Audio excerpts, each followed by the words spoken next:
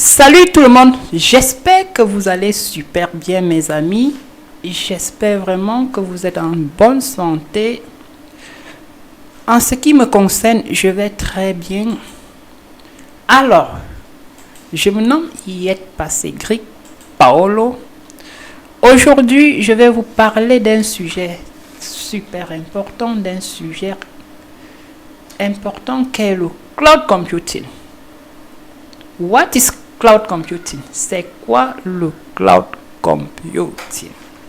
En fait, nous pouvons définir le cloud computing comme étant la fourniture des services informatiques sur Internet, permettant ainsi une innovation rapide, des ressources flexibles et l'économie d'échelle.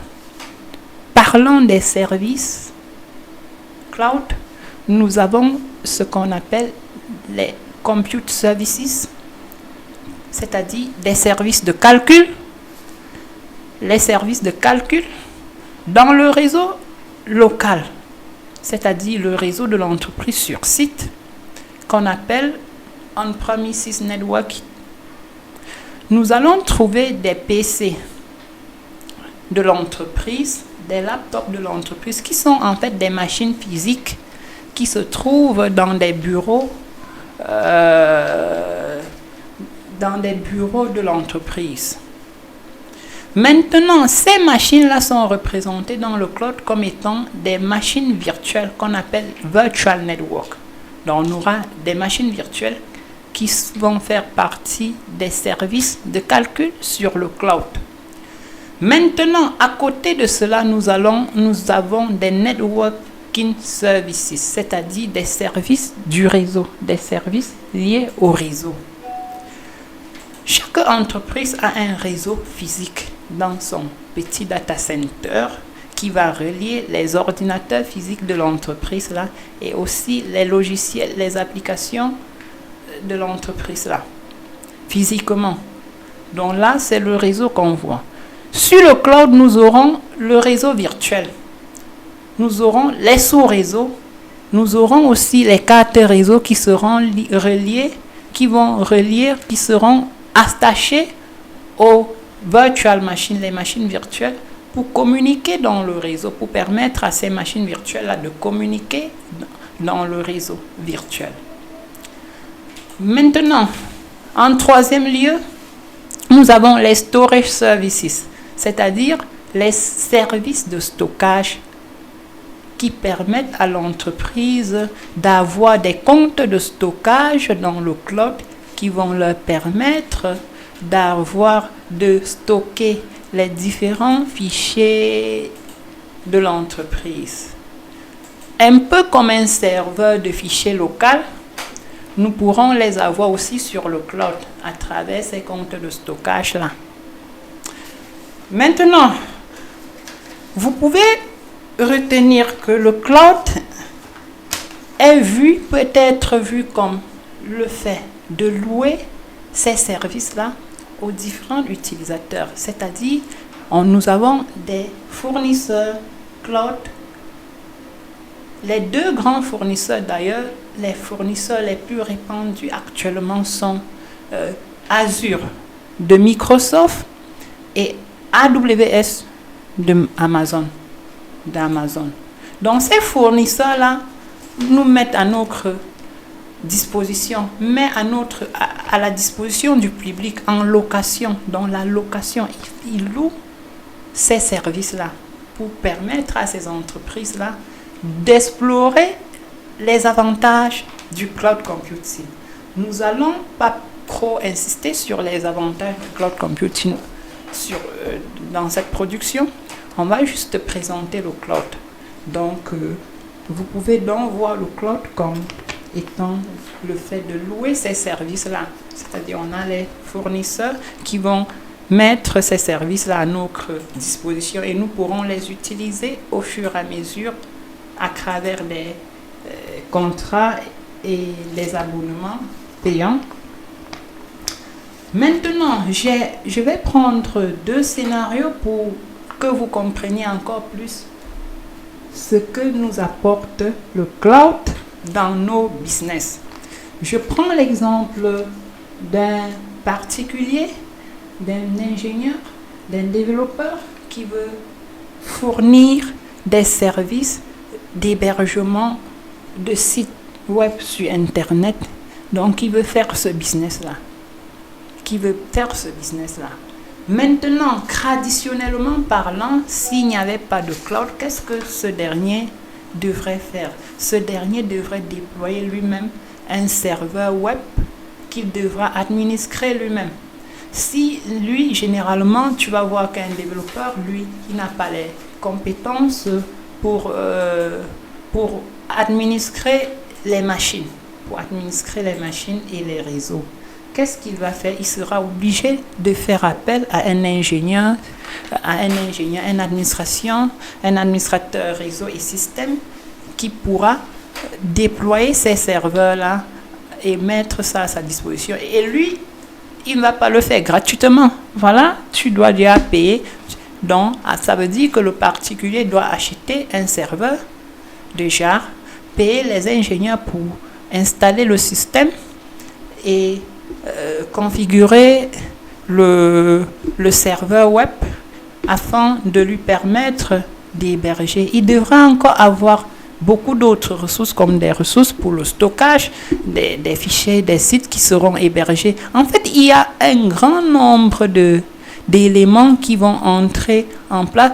Il devra faire un véritable réseau pour supporter ça. À côté de cela, qu'est-ce qu'il lui fera après avoir mis en place tout l'élément, le serveur web et les services de stockage associés et les bases de données associées, qu'est-ce qu'il devra encore faire? Il devra assurer ce qu'on appelle mettre en place, il devra assurer la disponibilité de ces ressources-là. Et la disponibilité de ces ressources-là passe aussi par la disponibilité de l'énergie électrique, parce que sans énergie, on ne peut pas avoir accès à la machine. Et si on ne peut pas avoir accès à cette machine-là, ça veut dire que les clients qui vont devoir héberger leur site web dans cette machine-là auront des problèmes de connexion. Les clients de ces entreprises-là ne pourront pas toujours avoir accès au site de l'entreprise à tout moment. Ce qui est un problème véritable lié à la disponibilité des ressources lorsque nous-mêmes nous devrons gérer. En fait, le problème n'est même pas là. Le problème, c'est le fait de devoir dépenser même à l'avance. C'est-à-dire l'entreprise est en train de dépenser énormément sans même savoir si elle va rentabiliser ces dépenses-là. L'entreprise ne vend même pas encore. C'est-à-dire on va y dépenser énormément d'argent sans même déjà vendre. Le business, à la base, c'est d'héberger les sites web. Mais généralement, ces particuliers n'ont pas beaucoup d'argent pour faire cela et n'a aucun intérêt à déployer tout un tel système. Ce qui fait que quoi? Sans le cloud, vraiment, ça devrait freiner. Vous voyez que face à ces dépenses-là, beaucoup vont arrêter, ne seront pas capables de le faire. C'est vraiment ce que facilite le cloud. C'est-à-dire qu'avec le cloud, j'ai déjà tout ça. Avec le cloud, Amazon ou Azure me met ça ample. Amazon ou Azure a déjà tout ça à ma disposition. Amazon me permet d'avoir un serveur web managé. C'est-à-dire que je peux avoir une machine ou managée qui me permet de venir seulement installer mes outils à l'intérieur. Donc avec le cloud, je ne peux plus me soucier de la disponibilité de l'énergie électrique. Je ne peux plus me soucier des problèmes de panne parce que j'ai tout ce qu'il faut dans le cloud pour éviter des problèmes de disponibilité liés à l'énergie électrique, aux pannes et aussi tout autre problème qui peuvent empêcher à ce que mon site soit toujours disponible.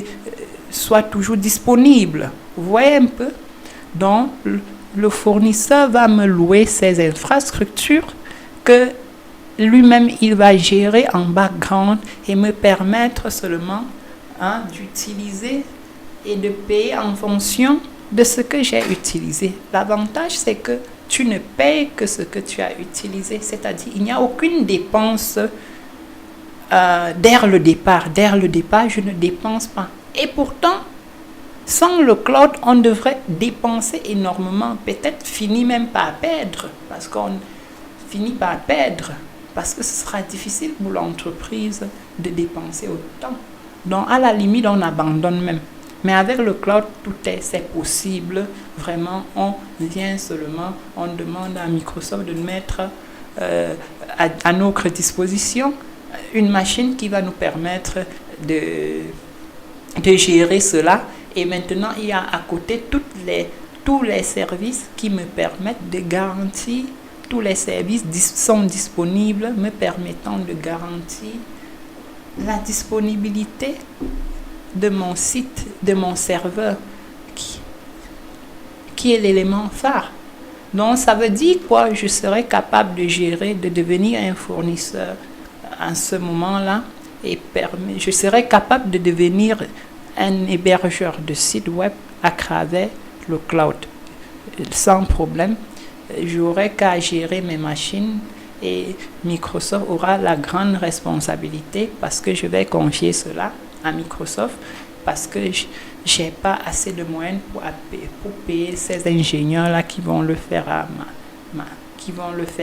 qui vont faire réaliser la même chose dans mes infrastructures. Ce qui fait que je vais obtenir ça sera plus flexible et encore je vais gagner moins cher. En fait, le service me revient moins cher. On me permet un peu de payer en fonction de ce que j'utilise. C'est un peu ça le cloud computing. Le cloud computing, vraiment, voilà pourquoi les entreprises sont en train de migrer. Cette flexibilité-là a créé énormément de business tout autour, et vraiment, les entreprises sont en train de migrer. Voilà un peu ce que vous devez retenir lorsqu'on vous parle de cloud computing. Je pense que j'ai été très explicite dans mes explications, et le cloud, vraiment, c'est tout ça.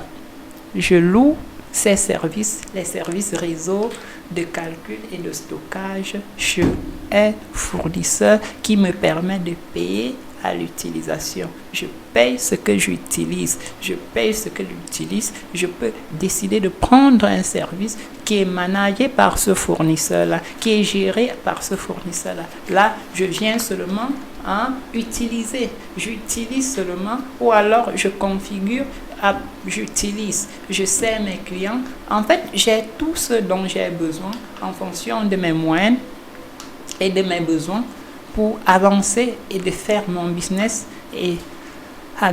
dans le cloud computing. Vraiment, le cloud computing est meilleur dans ce sens-là, et les entreprises vont migrer de plus en plus. Ils vont migrer, les entreprises, elles vont migrer, et je vous invite maintenant à prendre position. Venez, on aura besoin de vous pour la migration.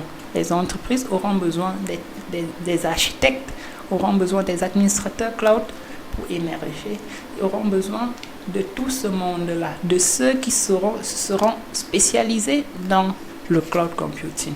Vraiment, je suis arrivée au terme de cette présentation.